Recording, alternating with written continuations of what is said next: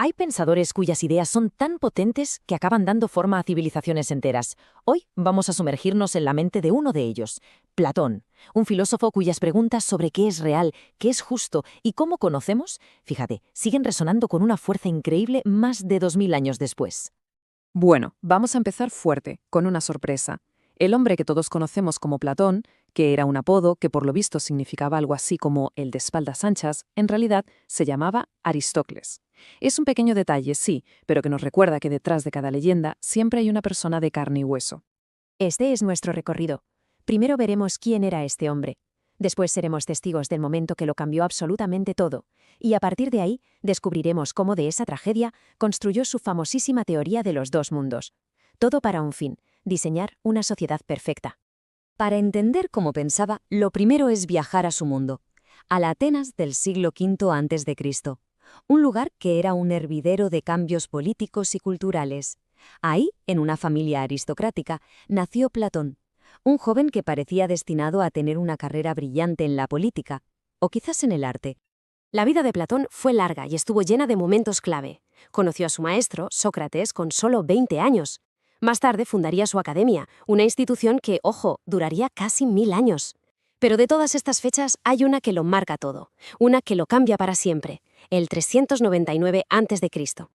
Y esa fecha es, sin duda, el catalizador de todo su pensamiento, es el epicentro, un suceso que no solo le marcó la vida a él, sino que acabó dando forma a toda la filosofía occidental. Tratemos de imaginar el impacto de algo así. Platón tenía 28 años. Su maestro, el hombre que le había enseñado a buscar la verdad dialogando, es condenado a muerte por su propia ciudad, la ciudad que amaba. Para él, esto no fue solo una pérdida personal, fue un auténtico cataclismo intelectual y político. Y de ese shock nace la pregunta, la que se convertiría en su obsesión. ¿Cómo es posible que una democracia, que en teoría es el gobierno de la gente, cometa una injusticia tan flagrante? El problema para él no era una mala persona, sino el sistema entero. El sistema había fallado. La muerte de Sócrates le lanzó a una doble búsqueda. Se dio cuenta de que para construir una sociedad que no volviera a cometer un error así, primero tenía que responder a dos preguntas fundamentales. Por un lado, ¿qué significa actuar bien como individuo? Y por otro, ¿cómo organizamos una sociedad para que sea justa? La respuesta a esto iba a necesitar un sistema filosófico completamente nuevo. Pero claro, Platón no partió de la nada. Su filosofía es en realidad un diálogo brillante con las grandes mentes que vinieron antes que él, un intento de resolver las contradicciones que ellos habían dejado sobre la mesa. El panorama intelectual era un campo de batalla.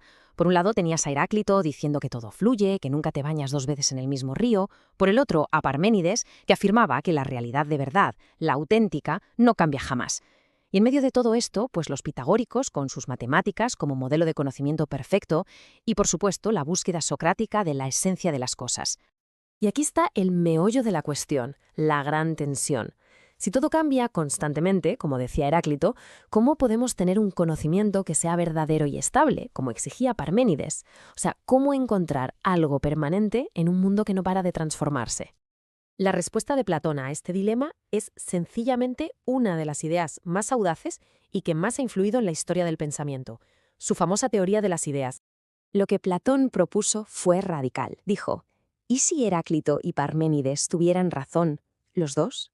¿Y si simplemente estuvieran hablando de realidades distintas? Propuso que hay un mundo que vemos y tocamos, el mundo sensible, que es cambiante e imperfecto, pero que existe otra realidad, un mundo inteligible, al que solo llegamos con la mente. Y en ese mundo todo es eterno, inmutable y perfecto. A ver, pongamos un ejemplo sencillo, una silla. En nuestro mundo, en el mundo sensible, hay millones de sillas. De madera, de metal, nuevas, viejas, son todas copias, imperfectas y que se acaban rompiendo.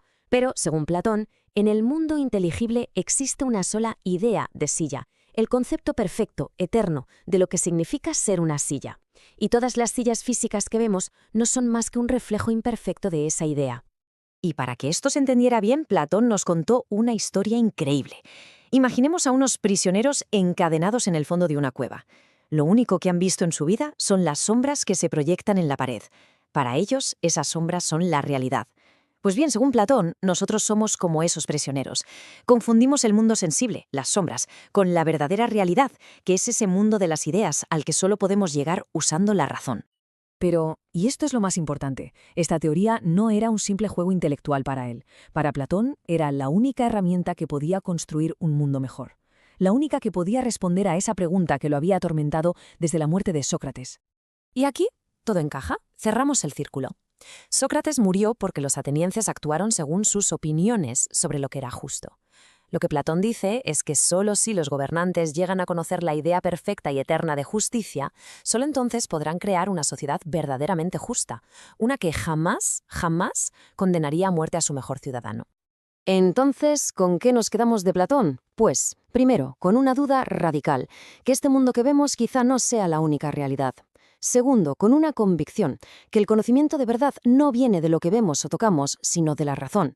Y sobre todo, que la justicia, la belleza o el bien no son simples opiniones, son ideas reales y eternas, que podemos y debemos intentar alcanzar. Y así terminamos, con una pregunta que Platón nos lanza a través de los siglos. Él nos advirtió sobre las sombras en la pared de una cueva. Quizás la tarea de la filosofía, y la nuestra, sigue siendo exactamente la misma: aprender a distinguir esas sombras de la luz verdadera.